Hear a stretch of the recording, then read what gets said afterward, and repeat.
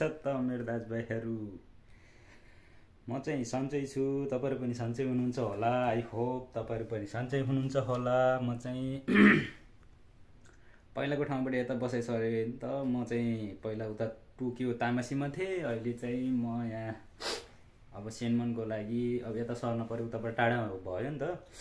त्यही भएर चाहिँ रुम सरियो, रुम सरेको भिडियो बनाउँछु भनेको त्यो पनि बनाएको छु, हाल्न पाएको छैन हैन, त्यो पनि आउँछ।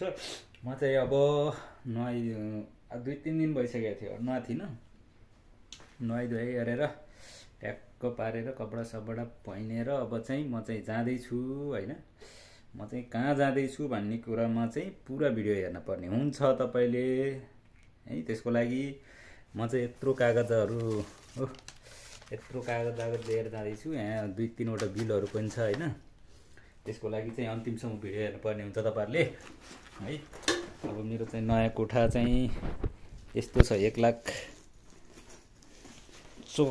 1,54,000 तिरेको रुमको हालत यस्तो छ, केही पनि मिलाउन पाएको छैन नि त। आज 2 दिन भयो म रुममा यहाँ आएको।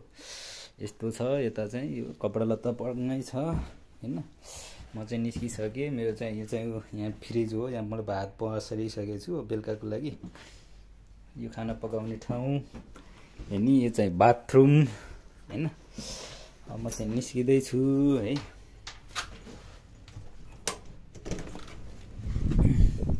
ओहो, अहिले चाहिँ बिहानै जानु पर्ला भनेको ढिलो भइसक्यो यार। यस्तो छ र यता चाहिँ एकदम आनन्द रहेछ कि बस्नलाई चाहिँ। ठाउँ हेर्नु त कस्तो राम्रो छ।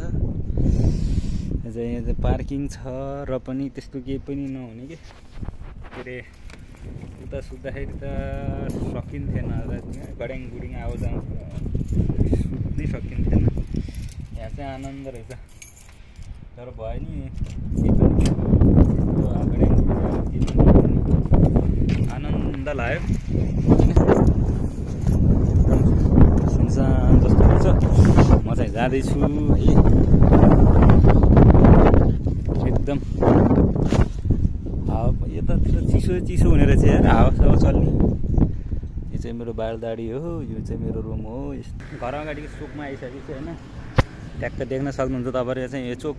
यहाँबाट सिधा माथि गयो भने जम्मा एकीमा जान 10 मिनट लाग्ने रहेछ। अब मेरो चाहिँ म चाहिँ यताबाट चढिरहेको थिएँ कि, यहाँबाट चाहिँ अर्को म के अरे ट्रेन चढ्ने एकीसम्म जान यहाँबाट 20 मिनट लाग्छ। अब मेरो काम बन्ने पनि अहिले त्यहीँ 20 मिनटै हो। अनि मलाई चाहिँ रुम खोजिदिने जुन मेरो अपार्टमेन्ट खोजिदिने अफिस चाहिँ त्यहाँ उताको एकीमा छ हैन। म चाहिँ सुरुमा त्यहीँ झरेँ नि त। अनि उसरी ल्याएर मेरो रुममा सामान पनि एकचोटि ल्याइदियो। अनि त्यसपछि चाहिँ म चाहिँ त्यहीँबाट 2-3 दिन भयो यहाँबाट पनि त्यहीँ जाने, त्यहीँबाट ड्युटी जाने गरिरहेको छु। तर आज अब त्यहाँ जान्छु, आज चाहिँ म यताबाट जान्छु। किन भन्दा अनि हिजो मैले चाहिँ यहाँ कोठामा आएर म्याप हेरेँ कि, सबै हेर्दाखेरि यता 10 मिनट लाग्दो रहेछ, यता हिँडेर जानु 20 मिनट। अब को हिँड्छ यता? यस्तो छ बाटो जापानको। जापानमा बाटो देखिँदो रहेछ है कता कतै। यस्तो हुन्छ कि यसै जापान भन्दैन कि, गाडीहरूको भिडभाड छ।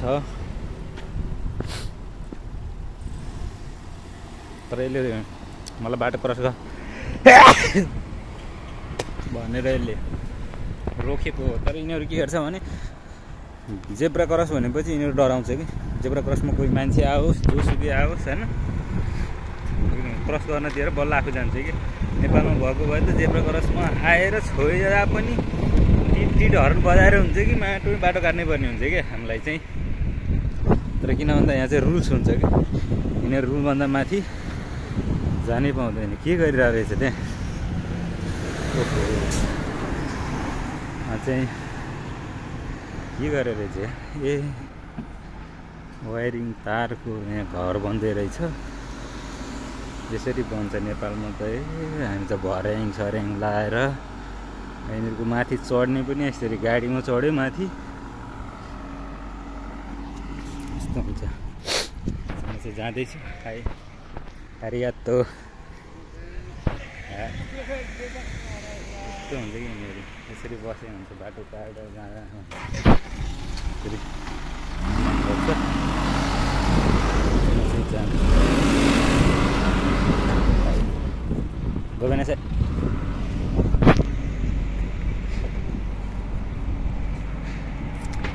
जाँदैछु होइन। त्यो कन्स्ट्रक्सन चाहिँ घर बन्दै रहेछ, यसरी काम भइरहेको थियो कि। ओके, म जाँदैछु अब चाहिँ उतै अफिसमा भेटौँ ल है। छैन रुखहरू मजाले एकदम चिसो हावा चल्ने ठाउँ त खत्रै रहेछ। फाइनली म चाहिँ आइसकेँ होइन। यही हो यहाँको वडा कार्यालय। यो चाहिँ सहायक वडा कार्यालय हो अरे। यहाँबाट अर्को प्रमुख वडा कार्यालय जान चाहिँ कति थुप्रै गाडी उस चढेर जानुपर्छ भन्यो। त्यहाँ मलाई रोम मिलाइदिने मान्छेले यहाँ जा भन्यो। मैले चाहिँ वास्तवमा चाहिँ म चाहिँ स्याक्सो वडा कार्यालय किन आएको भने मेरो चाहिँ नयाँ भिजाको नयाँ जाइरो कार्डमा चाहिँ ठेगाना हान्न पर्छ नि त, एड्रेस लेख्नुपर्छ पछाडिपछि। त्यहाँदेखि म चाहिँ यहाँ आइसकेको छु होइन। देख्न सक्नुहुन्छ यो सबै पार्किङ गाडीहरू। सायद अफिस यही होला। यहाँ भिडियो गर्नु पाइन्छ पाइन्न। म चाहिँ अब भित्र जान्छु। होपफुल्ली मेरो काम बन्छ होला। ओके, फेरि भेटौँला है त। घर आइसकेँ होइन, रुममा आइसकेँ। बिचमा चाहिँ त्यहाँ अफिसमा बसेको यताउता गरेको। फेरि यहाँ जापानमा त अनुमति बिना भिडियो बनाउनु पाइन्न नि त। अब अफिसमा फेरि भिडियो बनाएन त्यहाँ। अब त्यहाँ मिल्थेन बनाउन। अनि फेरि अब वडा कार्यालयभित्र अनुमति बिना अब त्यहाँको केही पनि देखाउन मिलेन। जापानिजहरू चाहिँ यति चाहिँ हेल्पफुल हुन्छन् कि अब मलाई थाहा थिएन। त्यो मैले त्यहाँ एकजनाले सोधेँ अब यहाँ सेक्स हो कहाँनिर हो। अनि म चाहिँ यहाँ नयाँ हो, म आएको जम्मा 2-3 दिन भयो, मलाई केही पनि थाहा छैन भनेको। अनि त्यो चाहिँ गयो मलाई लिएर। जम्मा 5 मिनट लाग्ने रहेछ। अनि ठ्याक्क मलाई लिएर गएर त्यहाँ देखाइदियो अफिस होइन। अफिस देखाइदिएपछि त्यहाँ चाहिँ सोध्यो। अनि म चाहिँ जाइरो कार्डमा ठेगाना हान्न आएको हो भने त्यसपछि चाहिँ बनाइदियो। यस्तो हुन्छ कि अब यो चाहिँ भिजा हुन्छ नि त। यस्तो यसको यो चाहिँ मेरो भिजा भयो। यसको पछाडि चाहिँ यहाँ लेख्नुपर्छ, यहाँ एड्रेस लेख्नुपर्छ कि यो रुमको एड्रेस लेख्नुपर्छ नि त। हो यस्तरी यो आफ्नो रुम नम्बर ठेगाना यस्तरी लेख्नुपर्छ। अनि त्यसपछि यो हान्नुपर्छ नि त। यो उहाँबाट बनाएर आउँछ, यो हाने। अनि यो बनाउँदाखेरि फेरि अब यहाँ नयाँ ठाउँमा आएपछि अनि फेरि यो पनि नयाँ बनाउनु पर्ने रहेछ। यो चाहिँ इन्सुरेन्स कार्ड हो। यो इन्सुरेन्स कार्ड पनि बन्यो उतिखेरै बन्यो, लगभग यत्तिकै त जापान भएको होइन कि। अनि यो चाहिँ फेरि यो पनि बन्यो। अनि त्यसपछि चाहिँ माई नम्बर कार्डको पनि डेट भइएको थियो। माई नम्बर कार्ड छ कि छैन यो पनि बनाउनु पर्छ नयाँ भन्यो। अनि फेरि माई नम्बर कार्डको चाहिँ फर्म भरेर आएँ। त्यो चाहिँ 1 महिना पछि चाहिँ आइजा भने। अब 1 महिना पछि जानु पर्ला। अनि त्यसपछि चाहिँ फाइनल्ली अब आजसम्म त्यसको डेट भ्यायो। अब नयाँ आउँछ त्यसपछि चाहिँ आइफोन निकाल्न पर्ला भनेको। आइफोन निकाल्ने भन्दै दिन पनि गयो। यस्तै छ होइन। ल गाइज, अब भिडियो यति नै हुन्छ होला। अब कस्तो लाग्यो भिडियो सानो कमेन्ट छोड्नु होला। त्यसपछि चाहिँ प्रतिक्रिया दिनु होला है।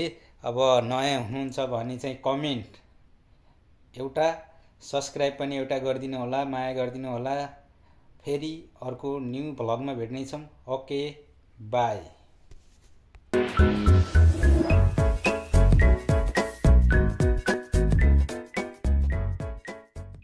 जाँदै थिएँ कि।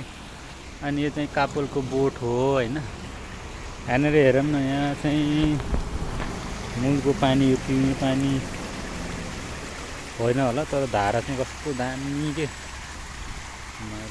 ठाउँ त बवाल राम्रो छ कि। यत्तिकै जापान भएको होइन कि। यिनीहरू कहाँबाट ल्याउँछ पैसा यार।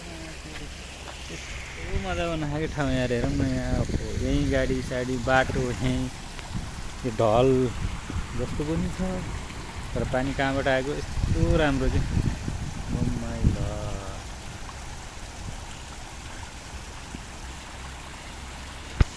फाइनल्ली